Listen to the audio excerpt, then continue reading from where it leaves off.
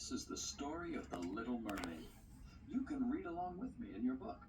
It's time to turn the page when you hear this sound. Let's begin now. Far from our eyes, hidden beneath the crashing waves, King Neptune ruled the great Sea King. Of all his children, his youngest, Princess Lena, was the most curious, especially of the human world above. Ever since she was a little mermaid, Lena had watched the cruise ships sailing above. She even had a secret hiding place where she kept treasures that had fallen from some of the ships. Despite her father's warnings, she swam to the surface again and again to see them pass. Lena, humans are dangerous. King Neptune scolded. I want you to stay away from them.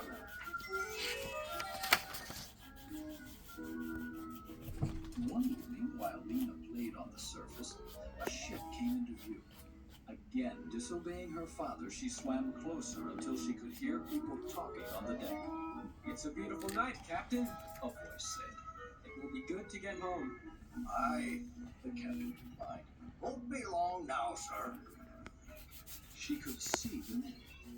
One held the ship's great wheel, steering a path through the gentle waves. The other was the most handsome man Lena had ever seen. He stood tall and strong, smiling in the sea air. His eyes sparkled like the stars above, and all at once, Lena knew she was in love. Your father will be glad to see you. The captain said. The king always misses you when you travel. The king? Thought Lena. I think he is a... Yes, Prince T.F.N, Continued the captain. it will be good to be back. prince? Lena cried. He's a prince? Lena followed behind the ship, watching the prince's every move. But someone else was also watching. Cassandra, the sea witch, saw the sea in her crystal ball and smiled wickedly. So, the little princess fancies this human, does she? The witch cackled. Well, let's see how I can help. Cassandra pulled some dusty jars off the shelf and poured them into a large, black, steaming pot. She spoke strange words and stirred round and round.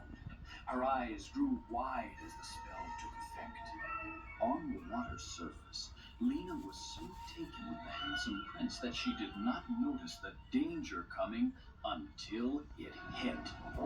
The sea witch had sent a giant wave across the sea. It struck the ship hard, knocking the young prince over the side. The great ship was carried far off into the night, leaving the stunned T.F.N thrashing in the cold sea water. Lena saw the struggling prince slip beneath the waves and swam to his rescue. Diving deep, she pulled Prince T.F.N to the surface. Using the last of her strength, she brought him all the way to shore.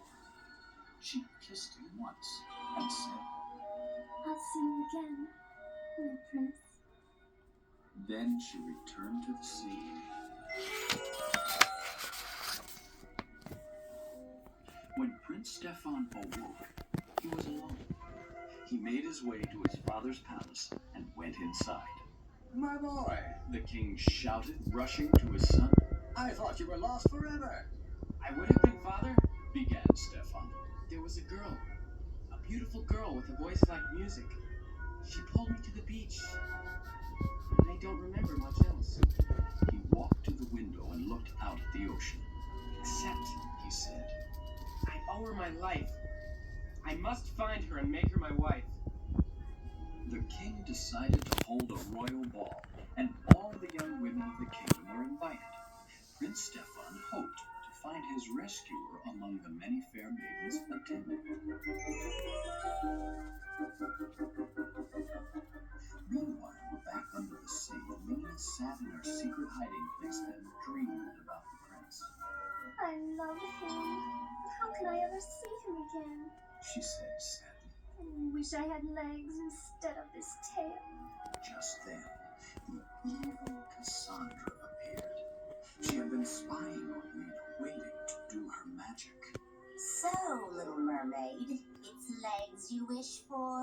she said. Such an easy request. I can help you for a price. Cassandra told Lena she could cast a spell that would give her legs, but Prince Stefan must marry Lena within a week, or the spell would fail and she would be turned into a starfish forever. Yes, Cassandra can help you, my dear. And all that I want in return is your beautiful voice. But how will I speak to him? Lena cried. There's so much I want to tell him. A girl can say much without speaking, princess. Said Cassandra. You have your grace, your eyes, and your beauty. You need no more. Lena thought, then nodded. Yes, I'll do it. Cast your spell.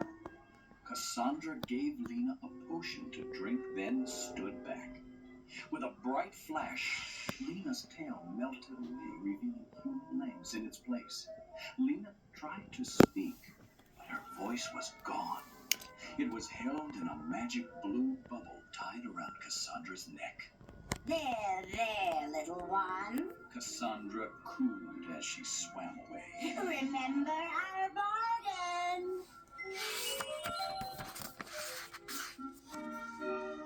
Lena came ashore and set off to find Prince Stefan. She came across a sign announcing the ball and hurried off to the castle. By the time she got there, the party had begun. Music streamed from the castle, and the great hall was filled with laughter. Young women from all over came for a chance to dance with the handsome prince and perhaps to become his bride. Lena made her way through the crowd until she saw Prince Stefan. He was dancing with a beautiful young woman with dark hair and fiery eyes. Oh my, that woman looks familiar. Lena thought, but she could not get close enough to be sure. When the dancing couple waltzed closer, Lena could hear them talking. And so, Prince Stefan, The woman was saying. I found you in the water and pulled you onto the beach. I am the one who saved you.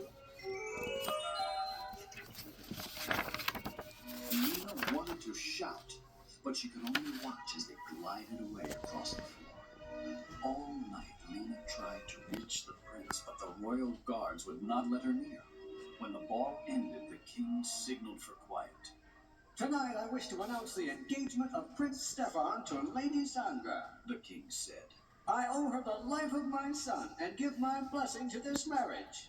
Lena looked on in horror at the prince and the dark-haired maiden.